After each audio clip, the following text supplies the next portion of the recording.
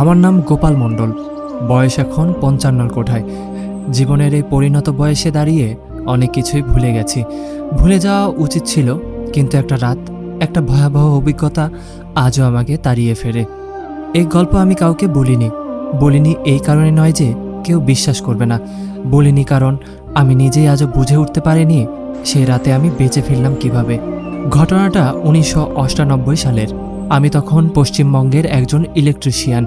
ছোটোখাটো কাজ করে খাই। এক গ্রাম থেকে আরেক গ্রামে গিয়ে খুঁটি, তার ট্রান্সফরমার ঠিক করা, এসবই ছিল পেশা। ভয় ডর বলতে তখন কিছুই ছিল না। টাকার জন্য যে কোনো জায়গায় যেতে পারতাম। একদিন হঠাৎ ডাক এলো ঝাড়খণ্ড সীমান্তে অবস্থিত এক অদ্ভুত গ্রামের, নাম কালীপাহাড়। এই নামটা শুনেই আমার শরীরে হালকা করে একটা কাঁপুনি উঠেছিল, কারণ ছোটবেলা থেকেই শুনে এসেছি কালীপাহাড় মানেই অশুভ কিছু। আমাদের গ্রামের বয়স্ক লোকেরা এই নাম শুনলেই চুপ হয়ে যেতেন। কেউ কিছু বলেন না, শুধু চোখ নামিয়ে নেন। আমার ডাকে যিনি পাঠালেন তিনি গ্রামেরই মোড়ল। খুব সোজা কথা বলেছিলেন, গোপালদা, যদি সন্ধ্যার আগে কাজ শেষ না হয় তখন সেখানেই থাকবেন না। কালীপাহাড়ে সূর্য ডোবার পর অদ্ভুত সব কিছু দেখা যায়। আমি হেসে উড়িয়ে দিয়ে বলেছিলাম, আরে এইসব ডাইনি টাইনির গল্প এখনও বিশ্বাস করেন? তিনি আমার চোখের দিকে তাকিয়ে ধীরে বলেছিলেন, থাকে দাদা, কিন্তু ওরা মানুষ খায় না, আত্মা খায়। তার চোখের গভীরতা আমার হাসিকে একটু থমকে দিয়েছিল, কিন্তু তাও আমি দমে যাইনি। কাজ আর পয়সা, এই দুটোই ছিল তখন আমার ঈশ্বর। কালীপাহাড় পৌঁছাতেই সন্ধ্যা ঘনিয়ে এলো। গ্রামের চেহারাটা যেন অন্যরকম। রাস্তার পাশে ঘনযোগ, গাছে গাছে পেঁচার ডাক, কুয়াশায় ভরা বাতাসে নিঃশব্দ নীরবতা, যেন নিঃশ্বাস নেওয়ার আওয়াজ পর্যন্ত শুনতে পাওয়া যায়। বাড়িগুলো বাঁশঝাড়ের, ভাঙাচোরা, পুরনো, কোথাও কোনো মানুষের কোলাহল নেই। আমাকে নিয়ে যাওয়া হলো গ্রামের প্রাইমারি স্কুলের ঘরের মতো এক জায়গায়। সেখানে একটি পুরনো ট্রান্সফরমার নষ্ট হয়ে গেছে, সেটি ঠিক করতে হবে। গ্রামের পুরনো বিদ্যুৎ এই একটা জিনিসের উপর নির্ভরশীল। আমার সঙ্গে একজন কিশোর ছিল, নাম তার ভোলানাথ। বয়স হবে 14 কিংবা 15 বছরের কাছাকাছি। আমি ট্রান্সফরমার খুলে তার ও ফিউজের অবস্থান দেখতে লাগলাম। ভোলানাথ চুপচাপ দাঁড়িয়েছিল। তারপর হঠাৎ ফিসফিস করে বলল, দাদা, তাড়াতাড়ি কাজ শেষ করুন। মা বলেন সন্ধ্যার পর ঘরের বাইরে থাকা মানা। আমি তখন ব্যস্ত, মাথা না তুলে বললাম, আরও আধা ঘন্টা লাগবে, চিন্তা করিস না।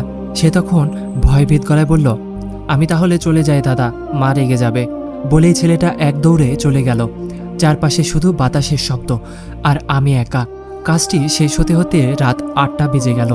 বাইরে বেরিয়ে দেখি গোটা গ্রাম নিস্তব্ধ। কোনো আলো নেই, কুকুরও নেই, এমনকি ঝিঝি পোকার আওয়াজ পর্যন্তও নেই। আমি ঠিক করলাম রাতে থাকাটাই ভালো, ভোর হলে বের হব।